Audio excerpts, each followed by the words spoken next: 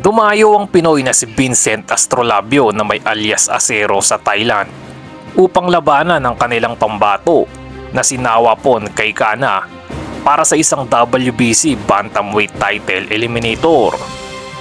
Kung titingnan ang kanilang record ay tila suntok sa buwan ang labang ito sa Pinoy na underdog na walang takot na humarap sa teritoryo ng kalaban. Bago ang kanilang naging sagupan ay may kartada si Astrolabio na 18 panalo, 4 na talo at 13 rito ang kanyang na-knockout.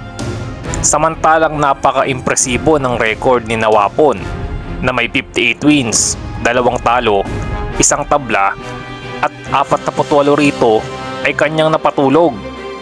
Pero bago natin masaksihan kung paano sinagupa ng Pinoy ang pambato ng Thailand, ay balikan muna natin kung paano muling umangat ang karera ni Acero Astrolabio. Tinaguri ang Acero o Steel sa Ingles si Vincent Diacen Astrolabio na may malabakal na katawan at kamao.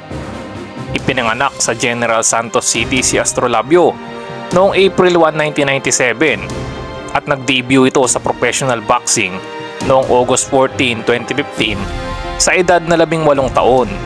Maganda ang naging umpisa ng boxing career ni Astrolabio nang mapanalunan niya ang kanyang unang 10 laban. Ngunit nadapa ito nang makatikim ng kanyang unang talo kay John Mark Apolinario. Magkakasunod na panalo-talo ang kanyang mga sunod na naging laban. Ngunit muling nakabangon ang boxing career ni Astrolabio matapos nitong magwagi ng 6 na sunod na panalo at kabilang sa kanyang mga tinalo ay ang dating world champion at Olympian na si Guillermo El Jackal Rigundo.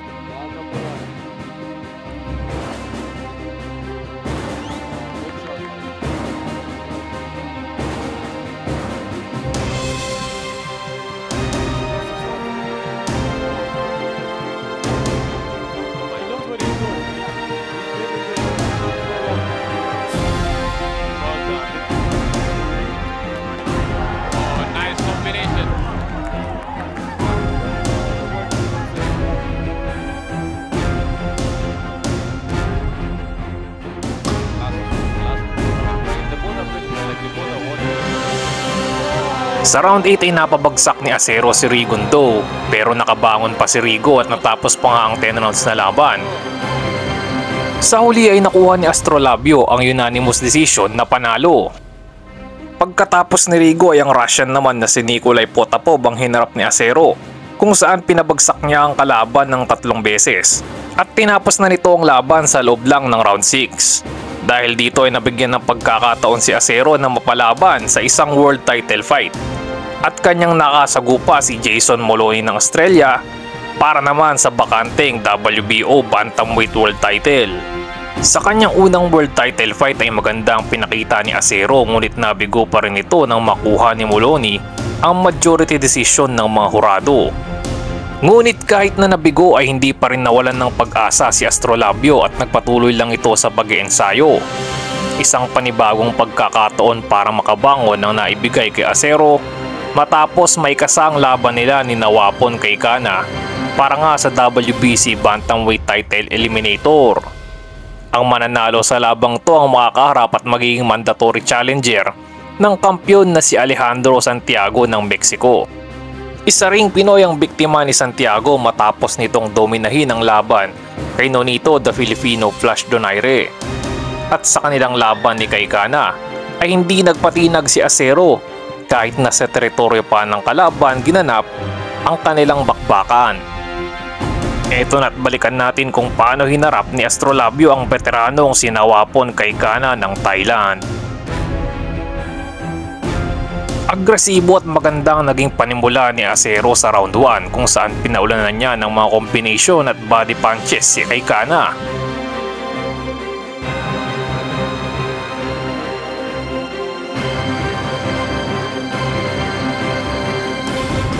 Pinagpatuloy lang ni Acero ang pressure at pagiging agresibo sa round 2.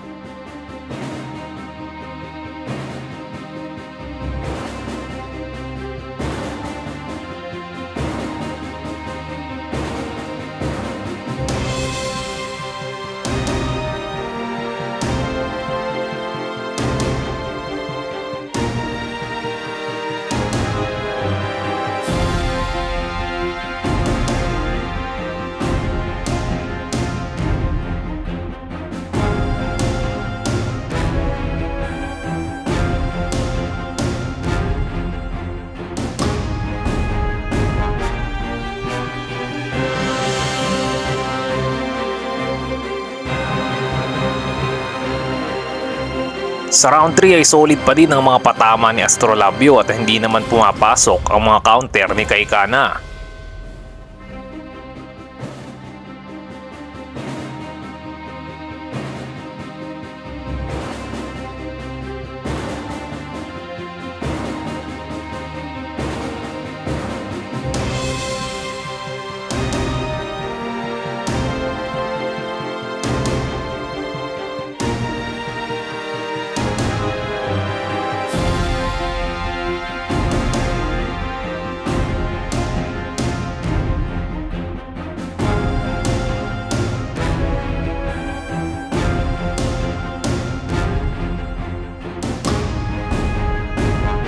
Maganda ang kondisyon ni Acero at patuloy pa rin nakakapasok ang mga patama nito sa muka ng Thailander.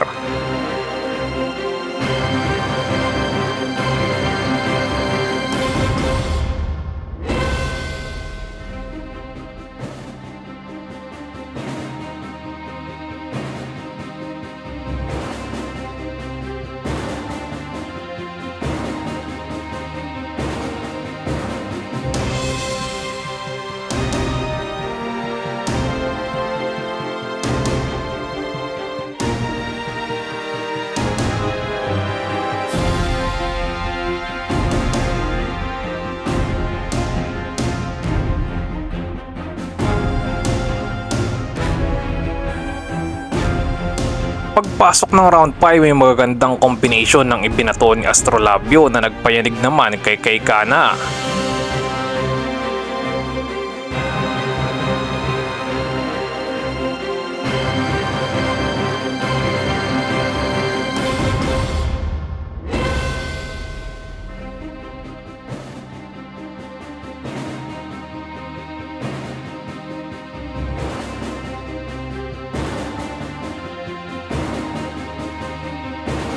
Sa round 6 ay nag-iba ng style at nag-init na si Kai Kana.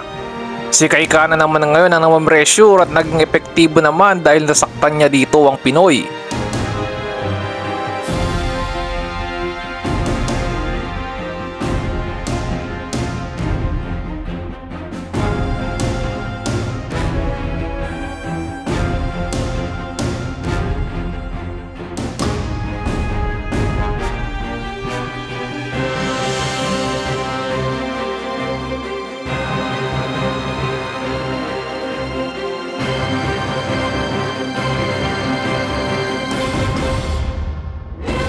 Napatalon pa sa tuwa ang mga Thai pero nasurvive naman ng Pinoy ang round na to.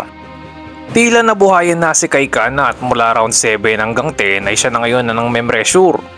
At naging survival mode naman dito si Astrolabio. Dito sa mid to late round lumabas ang kalamangan sa experience ni Kai Kana.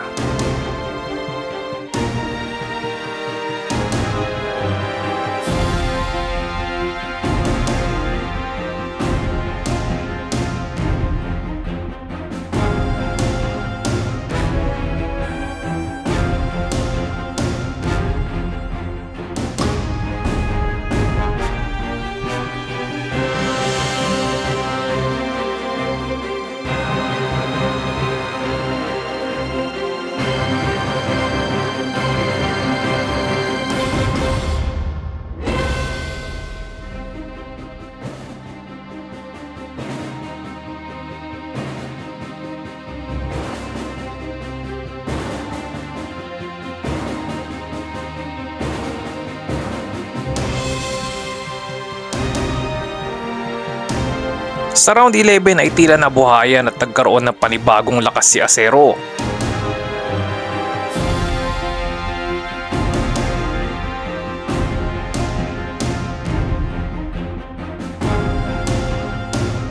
Isang malutong na kanan ang tumama sa panga ng Thailander ang nagpabagsak dito.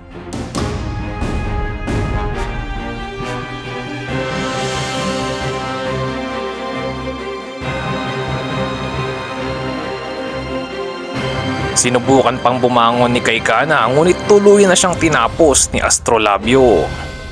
Patuloy po natin abangan at suportahan ang boxing career ni Vincent Acero Astrolabio.